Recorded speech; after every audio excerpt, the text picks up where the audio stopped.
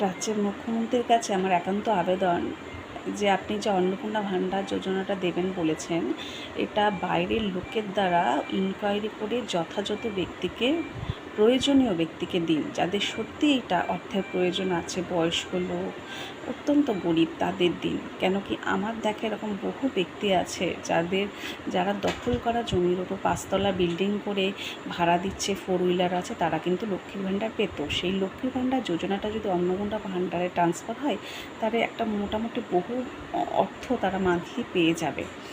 তো আমরা কিন্তু আপনাকে ভোট দিয়েছি রাজ্যের উন্নতির জন্য, আইন শৃঙ্খলা, শিক্ষা, সংস্কৃতি, স্বাস্থ্য, সমস্ত কিছু উন্নতির জন্য, মজবুত করার জন্য, সুশাসন ব্যবস্থা পাওয়ার জন্য। আমরা কিন্তু কোনো যোজনার লোভে আপনাকে ভোট দিইনি। তাই দয়া করে আপনি বাইরের লোকের দ্বারা ইনকোয়ারি করুন, যথাযথ ব্যক্তিকে দিন। আর প্রলোভনযুক্ত লোভী ব্যক্তিকে দেবেন না, তাহলে এতে রাজ্যের কোনো উন্নতি হবে বলে আমার মনে হয় না। রাজ্যের উন্নতি করি প্লিজ।